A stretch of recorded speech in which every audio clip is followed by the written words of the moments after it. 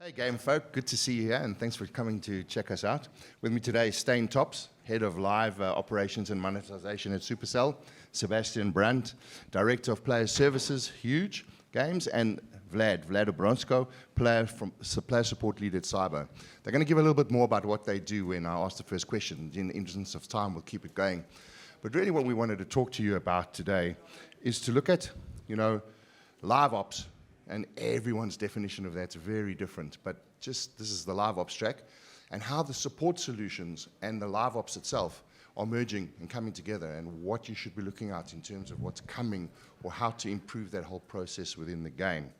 So I'm going to jump straight in and ask some questions, but a little bit more about me. 4.5 years now at Keywords, most wonderful 4 years. Fit, fat, and healthy. Because that's what happens in gaming. You sit in front of the computer far too long and somehow the calories find you. But the role really is about how do we bring better solutions to the players. Everything's about the player happiness loop and that continuously keeping the players engaged and keeping them happy. So at Keywords, we've been investing a lot of time and money into technology, AI, the human intelligence, which is critical these days, and bringing that all together in the live ops, player support, player engagement space. So if you want to pick brains, learn some stuff here for the next 2 days, just come see me. Coffee, but get me a coffee, get as much knowledge as you want. But kicking off, Stijn, a very short description of what it is you do. How do you, when you give a very quick definition of what you believe the LiveOps means to Supercell, and share briefly more about your LiveOps strategy and LiveOps team and how it's structured. Sure, sounds good. Yes, very quickly, LiveOps, I think of different companies, it means a bunch of different things. I think at a high level at Supercell, we think about sort of like a continuous supply of new content and events to excite and delight our players with a clear end goal, which is generally either engagement, retention, or monetization, or preferably a combination of all three. But essentially, we're trying to make our games as exciting and as lively as possible, but with a very clear KPI in mind. So we are trying to prove a metric that will essentially lead to an improvement in a business or product KPI. LiveOps strategy at Supercell, I would say that varies strongly by game team. We are sort of like looking at a few core pillars, engagement being one of them. So we do try to make our games as exciting as possible. We try there to be new content, new events. We try to improve metrics like retention early on. We want to make sure that there's lots of playtime. Essentially, all the KPIs that are engagement related. That's sort of like core pillar number one for us. Number two is like monetization. There needs to be content that players want to buy, that they're excited about, that they want to convert on. Finding the balance between those two, I'd say that's probably the biggest differentiator between our titles. So we have games like Brawl Stars, which at the moment we're very focused on engagement. We feel like that's actually our best chance of improving the overall game health and improve the business metrics. So, once you figure out for a game, like what are the levers you can pull, what are the things that actually work for your game, that's what we're trying to double down on. There's on the other side games like Clash of Clans. We're much more focused on improving our monetization metrics, very stable user base, very stable engagement metrics. Retention has been strong for the last 11 years. And so that's a title where we say, okay, actually monetization here is actually the key lever that we can pull, and hence we double down on that. I would say that as Supercell and as a company, we've been growing a lot by Supercell standards. There was 400 of us last year. There's 540, I believe, as of today. 140 people that we've grown over the last 12 months. We're going to add a bunch more people, and a lot of that is actually, aiding to our efforts within LiveOps and monetization as a function. So we want to deliver more value to our players. We want to double down on engagement, double down on monetization, just make sure we deliver a better experience that is worth players' time and also their investment. And that's essentially my role at Supercell as well today. It's like I'm building out the function. I spent 3 years working on Clash of Clans and on Brawl Stars. But my role today is basically hiring new talent, developing new talent, and making sure we have all the capabilities in place so that we can grow as a business, grow each game. We have pretty ambitious targets. We have Brawl Stars in the room. We have Heyday in the room. We have Central Functions in the room. We're all ambitious to grow, and we think that we can just by delivering better LiveOps value to our players. And yeah, just doing a better job and giving them more to engage with and more to monetize on as well. Great, thanks for that. And just note that the point that's being made here is that a game will spend probably more time live than it took to develop in the modern era. So it's really critical that you get the engagement balance and that whole support and LiveOps right. Coming to you, Sebastian, can you share with us your LiveOps strategy, a little bit about yourself, and how do your support teams assist and add value to that? Also thinking a little bit from a technology-human balance? Well, I would say it's not much different. The focus is on monetization and engagement when it comes to players. But what is important is that my teams, which is player support, VIP team, and player insight team, fully support all these actions.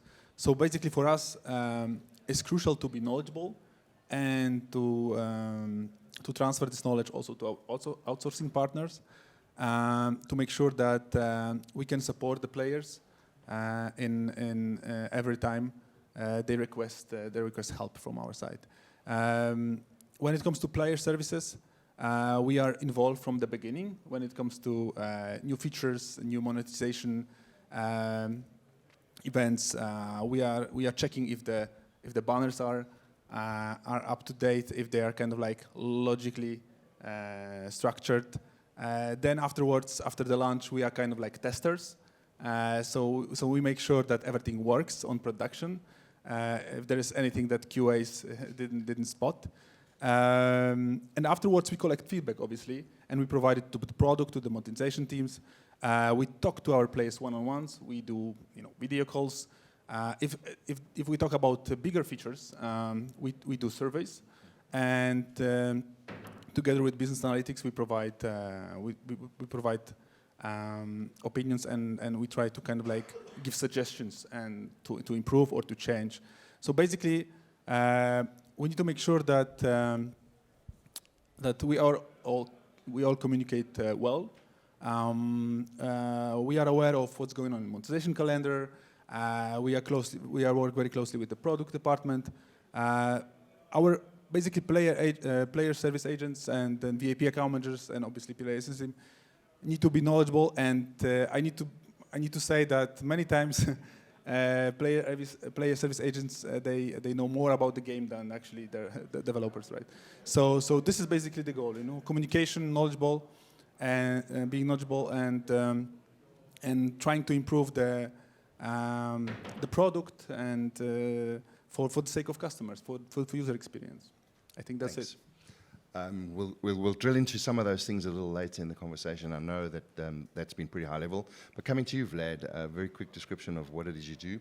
And the first question for you is, so how do your support contribute to LiveOps and strategy SYBO being different to what you've just heard now? Yes, thank you, Peter. I'm Vlad, working for 2 years at SYBO, quite a newbie in the industry. And regarding the question, the LiveOps strategy at SYBO is pretty simple, but at the same challenging because we keen to provide our players with the highly engaged content that they've been asking for. And it's not an easy task to do that because you need to know your huge audience, like 150 million monthly players. And especially when you have 3 weeks update cadence, it means that your team updates the game with everything new, with a new destination, with a new character, with new boards, with everything new. And I mean, obviously, you sometimes have bugs, that's naturally. So that's why your support team, they need to have the flexible tools in their possession, so they will be able to cater their workflow to update their knowledge base, FAQ, to create bots, automations to deflect tickets. And we at SYBO also constantly listening our players' audience on social media, on different forums, Reddit, Discord. And one of the examples how player support team actually had an impact on the LiveOps strategy that we noticed when our players, they've been looking for one popular character in the knowledge base. They just typed the name of that character a dozen of times. I don't know why. They just wanted that character. We collected the feedback. We delivered that to the LiveOps team, and they released a successful promo. So that's kind of a collaboration we have. So I was just sticking with that because obviously we've given a high-level overview of apps. Let's drill in a little more to sort of how this all plays out, what technology, what tools, and how people go about stuff. Vlad, you recently changed the support tool platform. Can you talk about the reasons for doing that and like what do you see in terms of the gains of that in helping this whole LiveOps collaboration with support underwritten by support? Yes, sure. 6 months ago, we actually switched to HelpShift. Before, we had another help desk tool, and we actually had a lot of reasons, Peter, why we wanted to switch to another tool. I have 3 main ones to share. The first one, I would say, we wanted to get rid of emails. That's something that Rovio, Pascal guy, also told about before. That's the same pain point that we had, because when you force your players to leave your game and open the external email provider to type this reply, that's just decreasing your retention. And the second reason, I would say that we actually wanted to integrate more automations, bots, and AI into our player support journey, because we just wanted to keep up with the times and deflect more tickets, save money, save time. And the third one, naturally, we just wanted to increase our customer satisfaction.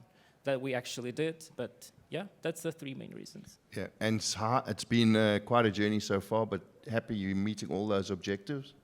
Yeah, of course. Yeah. So Stijn, coming back to you, let's drill a little bit more deeply into that. What sort of is the data that is key to you in helping make these decisions? Because these guys want the secret sauce.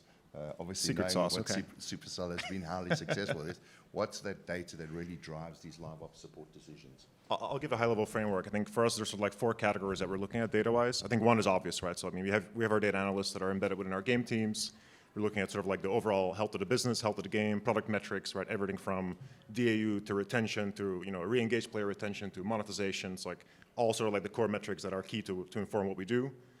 Every sort of new event, new piece of content, new feature that goes into the game, there's hypotheses on which metrics they will improve. And so kind of like on a core level, we're following up on those assumptions, making sure those are hit and trying to improve them over time. I think the previous talk, there was mention of, right, you never launch V1 kind of in a perfect shape. That's very much the case for us. Like there's an initial assumption, we try to hit it, and then we iterate and try to improve the metrics as far as we can, up until the point where, well, we think it's a good investment of our time and move on to the next thing. I think that's one.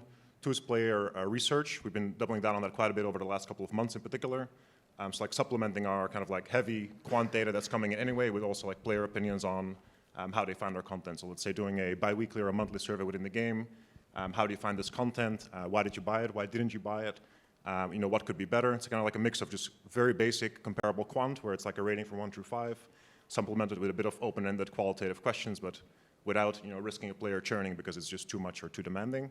The third group is, for us, I think as a company, the community team has been a huge value add to Supercell, and so that's through social channels, that's through our creator program, that's through Reddit, that's through X, that's through Facebook, that's just comments that our players are sharing, and then 2-way communication between our community teams and then our player base, which has been pretty vital in terms of supplementing what we know on the quant side, which is like qualitative info on why is that. I think it's quite easy to look at numbers and make your own opinion. I for sure jump to conclusions. They're sometimes wrong, they're sometimes incomplete. And I think a lot of player sense check can also help and understand okay, why did this number move the way it actually moved. I'm sure that everyone here that works in monetization will know that there's plenty of tests you do where you're 99% sure that it's going to work exactly that way, and then that 1% is exactly what happens. So that's just part of it, and that's that's part of the game. And the last group, and this is more on the player support side.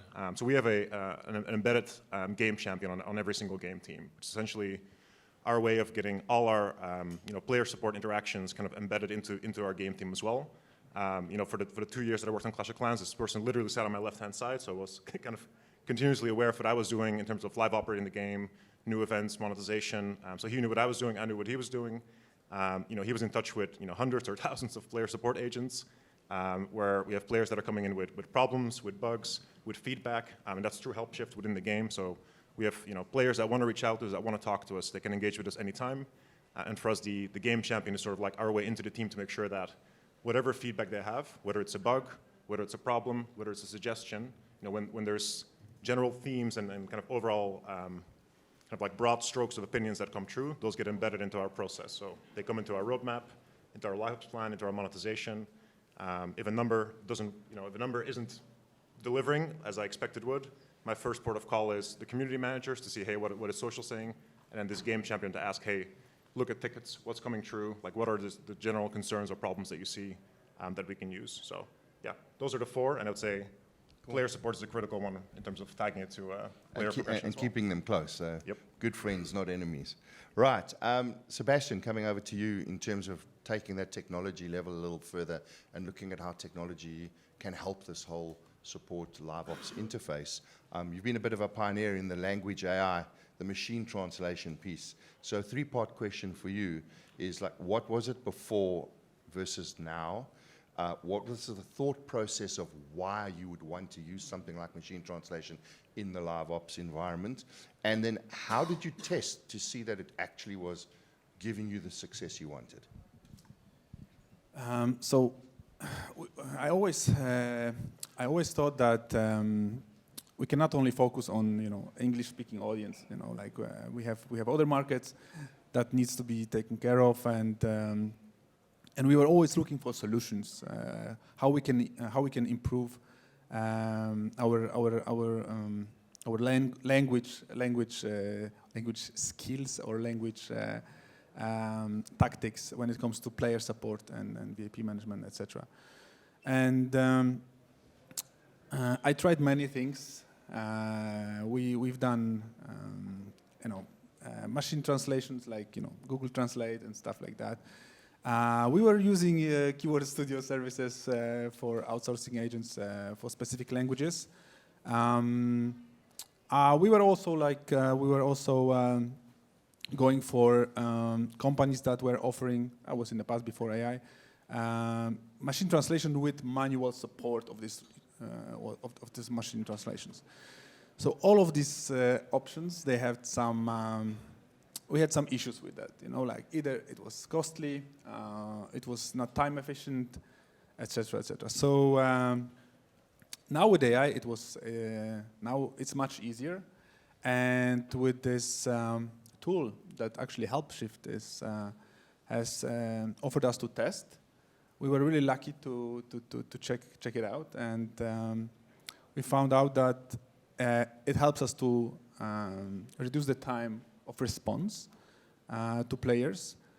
It helps us to increase CSAT, especially for languages like Asian languages. That were the most tricky ones.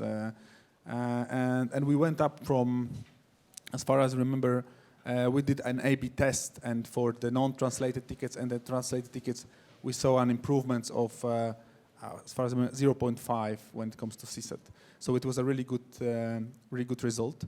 And also, it's a really good tool to optimize the cost. And by that, I mean, you decide which languages you want to translate, which tickets you want to translate, which segments of users you want to target with dedicated translations. So we're looking forward to using this tool in 2024. And as the test went really good, so we decided to take it on board. What will it bring? We'll definitely reduce the cost of agents speaking native foreign language. Exactly. And we hope to see improvement of CSAT and time to respond across all the markets. So Vlad, taking that technology approach on your approach with the recent shift to the system, now that it is end-to-end with the whole platform tying into the agents, have you seen some notable outcomes in terms of before-after results with the key things that are driving in a LiveOps space, the support interface with KPIs, FAQ, automation, CSAT? What are you seeing in terms of that trend with utilizing a more modern or AI-driven approach? Yes, Peter, we noticed significant results, to be honest. First one that I can mention, that's that we decreased the percentage of emails as an incoming workload by 10 times. So it's like around 10% of our workload now, it's emails. And having done that, we also noticed that we improved our customer satisfaction just only with this one move, and it just it significantly increased. That we were really happy about that. On another hand, we increased the average full resolution time per issue, because when you remove from your agent's workload those simple, easy questions or tasks that cover automatically by bots and automations, then they have time to solve more complex ones. And it takes that time for them to chat with our players. And I also noticed that players, they like chat more than emails. So sometimes they just spamming us with different questions. So that's also pretty interesting. And the last thing is that we actually leverage a good automation level from the start. It means that right now we are covering more than 12% of our workload. It's just the beginning where we start with. And it means that we save tons of money, tons of time of our agents. So yeah, really happy with that. Stijn, coming back to you, in terms of when you look at this whole LiveOps environment switching to the support, how do you define, or what outcomes are you looking for that you can give some guidance to in terms of what are the key measures in future-proofing the game? Well, it's a loaded question. Yeah. I would say, starting with engagement, I think that for us is sort of like the bread and butter of what Supercell's been good at for the last 10 plus years. We're always thinking about, okay, which KPI do we want to improve when we bring a new feature to the game, when we bring a new event, a new offer type. It always starts with a hypothesis, it starts with an assumption that we're trying to hit. If it's engagement, it's quite often retention focused. I think that's for us, in games with anywhere between 10 and 40 million DAU, that for us is the easiest way often to move the needle. If the game retains a slightly bit better, or we churn a few less players, or percentage points at least, that adds up over time, week over week, month over month. That's sort of like how we do major shifts in performance. I think that's a very clear one where issues with, be it through player support, be it through community, those are often the first teams to flag any issues or concerns there. So those are things we're trying to improve constantly. And I think on the other side, I think on the monetization side, I think that's for us, that is where we have a ton of space to improve. Our games historically are very good at engaging, very good at retaining players. I would argue they're under-operated and they're under-monetized, and that's something that we're working on every single day with our growing teams. And I think for us, trying to find that balance, that's going to be the biggest challenge, right? You bring in players under certain assumptions. There's an unspoken player contract. This is the game they sign up for. This is the experience they want to be part of. And we're trying to sort of rebalance, okay, how do we bring in new ways to monetize players that are exciting to players, that is for content that they're happy about, and that is basic metrics. It's improving ARPDAU, it's improving first-time conversion, it's improving repeat conversion.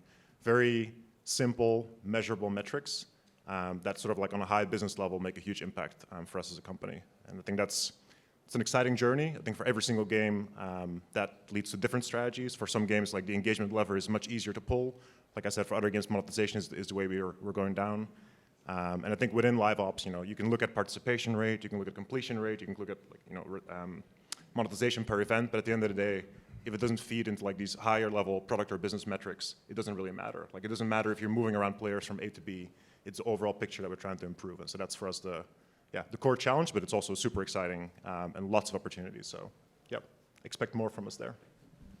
Similarly to you, Sebastian, having seen, I guess, the explosion of mobile and then now a free-to-play model sort of going across other channels and everyone trying to kickstart, should we call it Web3 or the metaverse, what are you sort of seeing some of the challenges lying ahead in terms of is it going to be more of the same in how you do the player support and the live ops, or do you see, because there may be a shift in channel, there would need to be a higher adoption of technology?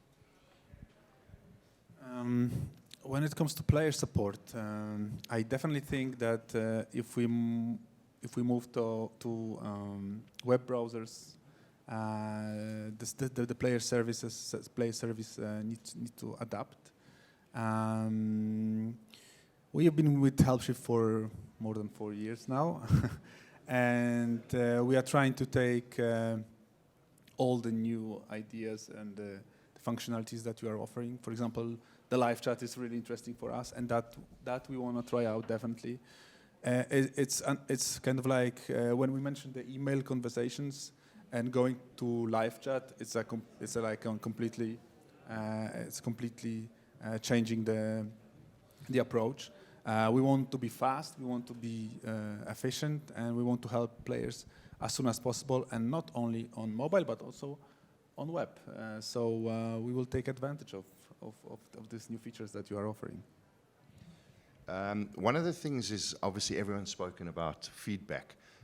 So just very quickly going from left to right, how often do you look at doing surveys, or is it like after every ticket do you really bug the players? How are you collecting the feedback, and how is the system helping, Vlad? The feedback that we collect, it's actually from, first of all, that's social media. That's where our player experience team are helping us. That's also the tickets that we have, that our player support team is collecting for us.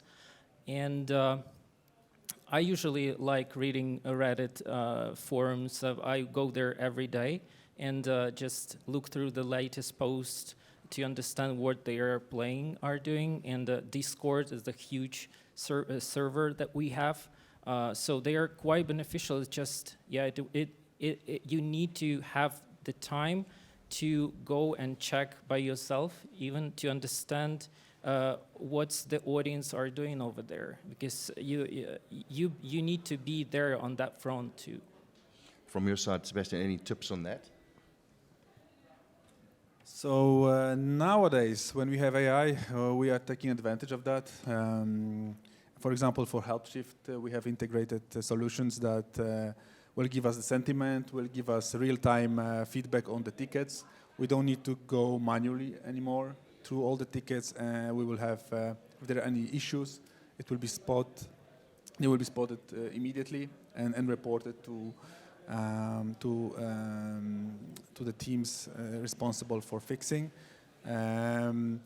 We do a lot of, we send out many surveys. Now it's basically, it's a part of the product life cycle. It's always a survey. We always ask questions to players about how they feel about the feature, what they would like to change, etc., etc. We monitor social media, obviously. We do app reviews like everyone does, I think. And based on that, we create like a bigger picture and we present it to the product. I think we are the one to push for changes if they are necessary, if they need it. LiveOps side to support, coming from your perspective, how are you feeling that feedback is taken in, Stijn, and is it something that you also drive in your team, or you expect more from the support team to drive to you? Yeah, I mean, I think it's actually like Sebastian said, like it's part of the product life cycle. I don't think it can be something that lives entirely on its own in a separate room. Like I said, for us, it's embedded. Embedded literally means sitting, as part of the team, and then giving feedback where needed. I think it flows in two ways. Like I think often when it's bugs or when it's problems, it comes, from player support into the game team just to make us aware of the problem, also how big it is. I think that's actually a huge piece of Help Shift and these tickets is not only do we get the feedback on what's wrong, but we can also see, okay, where is this player in the game? How many players do we think are affected by this? Is it 5 people, which is probably okay? Is it 5,000 people? It gets a bit bigger. Is it 1 million people? Okay, now we're all flags are all alarms are blaring. So it really varies. I think when it comes to product feedback, it's probably more the other way. So it's us asking player support if they got input on specific topics. So did they kind of sift through these different answers or different input they received? Like, okay, did anyone mention this? Is it a problem? Is it an opportunity?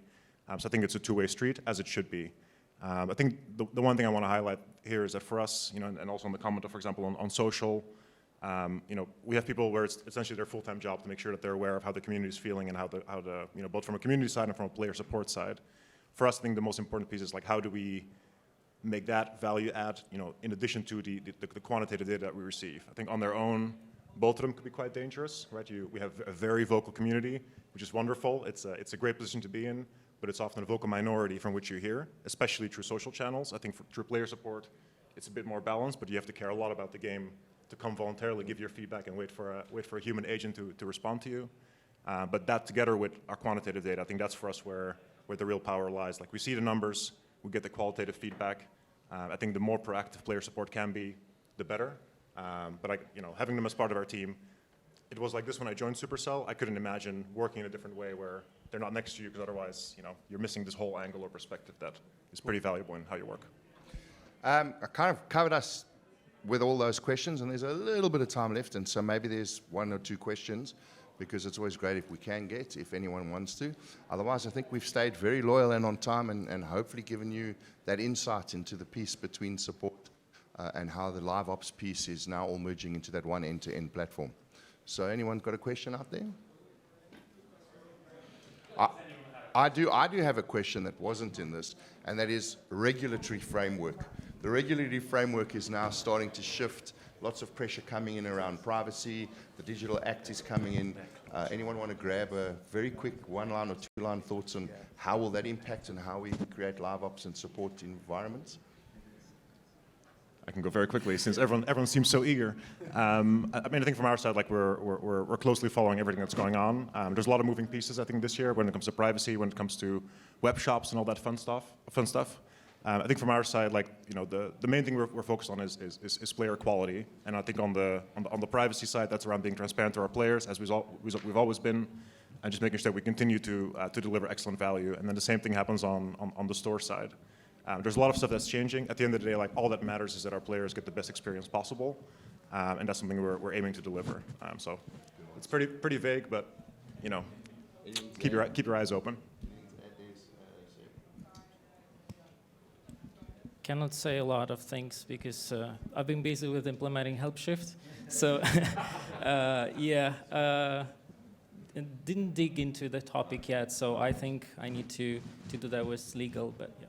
Finishing up with you, Sebastian. Any thoughts on that? Yeah, so we all know that retention is the key nowadays. So every account closed, deleted is a pain for us. So, but like you mentioned, we need to make sure that we stay aligned with the regulatory, and we make the process as easy as possible for the player, basically. And also, we embedded this process in HelpShift thanks to the tool that we are using. It makes us really easy to report on that, and also we are able to collect the reasons why people actually are leaving the game, and then it helps us to improve as well, Well, that's us at the end, and guys, thank you for sitting with us and listening through. And hey, Oscar, back to you, sir. Thank you very much. Thank you.